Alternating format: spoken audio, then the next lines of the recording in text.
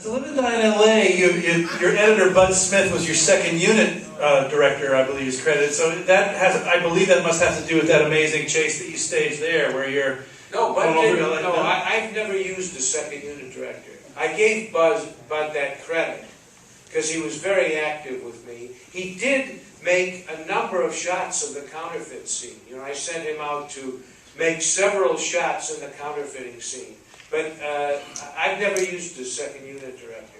I shoot those things, and they basically come from what I see at the time. Yeah. You know, I'll see something and say, let's do that. And then I believe it all cuts together. Yeah. I told you that. Everything cuts. Yeah. You know, there are all these rules about cutting that don't mean a damn thing. There's a thing that's known as deep immersion.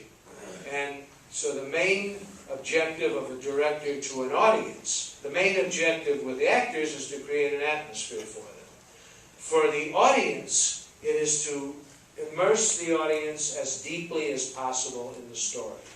And if an audience is deeply immersed in the story, they don't give a damn about screen left, screen right, he looks this way, over his shoulder, the way so much is shot, still to this day. You know, if I see another over-the-shoulder shot, you know, I'm going to commit suicide. But I never believed in that, and that's because I never had a lesson in filmmaking, except watching the work of the masters. And the masters broke every imaginable rule, and they made up their own set of rules. And I've always said to film students, get out of this film class. Get out of the classroom and just go and do it. Or just watch Alfred Hitchcock's movies. And you'll learn how to make a film. Not just suspense, but comedy, love scenes. He is the textbook. All you have to do to know how to make a film is watch Hitchcock's movies. And they're not all of the same quality, but that is the textbook. And that's basically how I learned. I've never had a lesson in filmmaking. I've just seen the works of the masters, mostly Hitchcock, and I had the good fortune, I directed the last Hitchcock hour. Really? After it was on for 10 years. And it was called Off Season with John Gavin. And we shot at the Bates Motel set. And John Gavin, of course, is the star of Psycho. And I always say when I see John to this day, if it wasn't for him, people would still be checking into the Bates Motel. And so we shot there, and then on a stage one day, a phalanx of black suits came onto the stage at Universal. And I was a kid, I was in my early 30s, and I'd done nothing on the soundstage, just documentaries. And they bring Hitchcock over to meet with me. And he came over, and he was in a black suit too, and a black tie. And he said, Mr. Friedkin, he said, I see that you're not wearing a tie. And I was dressed, you know, worse than this.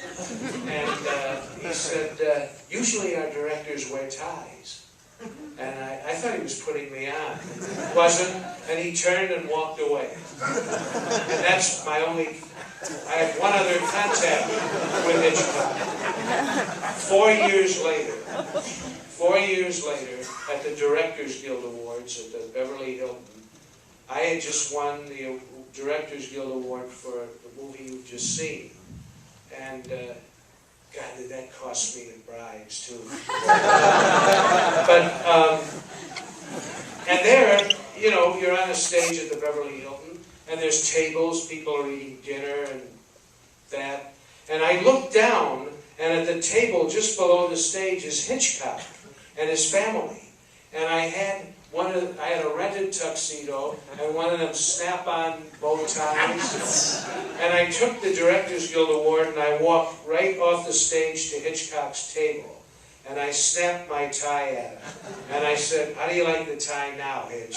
And of course he looked at me and had no memory of this, but I carried it with me for 4 years. But he was the greatest. Just the greatest. And that's all you get. Anyone out there who wants to learn how to make a movie, just watch about a half a dozen of his films, and it's all there. It's like, you as a writer know that you learn how to write from reading writers whose work you care about. Yes. You can't teach writing. No. Not really. You can learn it, but you can't be taught. Yeah. You learn, teach yourself. You start out imitating. Yeah. We all start out imitating something that influenced us. Yeah. I'm sure the same thing happened. Well, why did you guys become actors, for example? Brando. Brando, and you? I would say that I wanted to get getting out of my home. Were there any actors or actresses? No. Well, when I was only 15 when I started going to New York, and my family really kind of was at a junction that was not very good.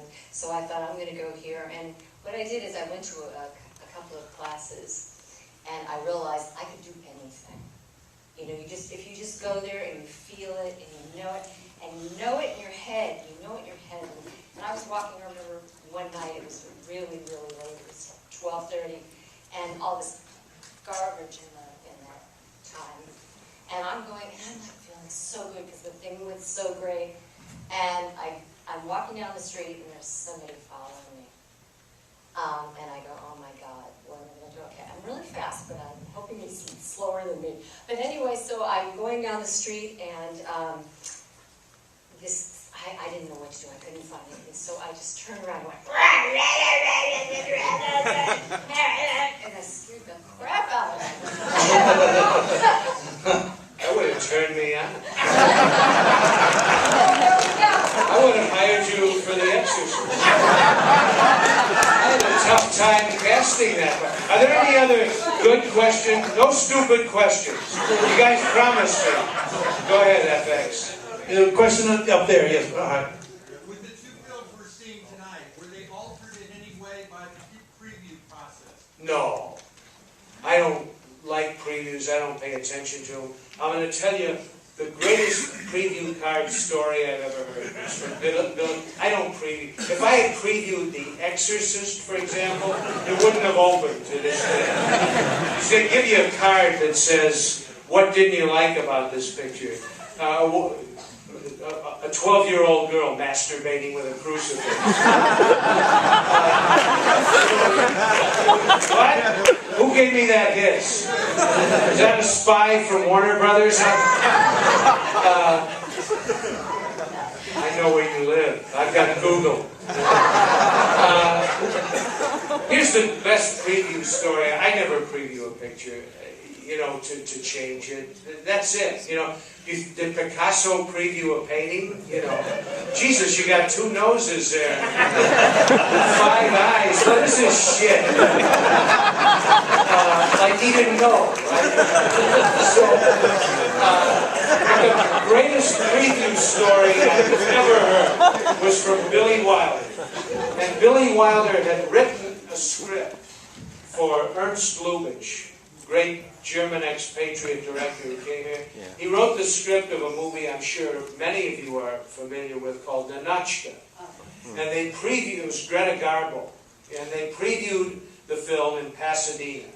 And Lubitsch's MO, as Billy had told it to me, was he would read the preview cards in the back seat of the limo like this. He would flip through the cards without anything on his face and no comment. He'd go through the, wouldn't show them to Billy, and finally he came to this one card, and he burst out laughing.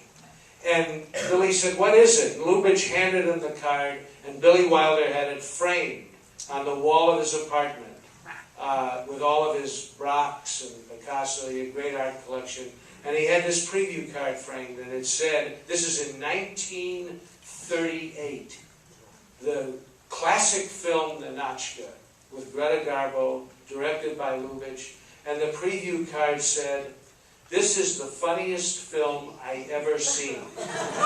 This film is so funny, I peed in my girlfriend's hand."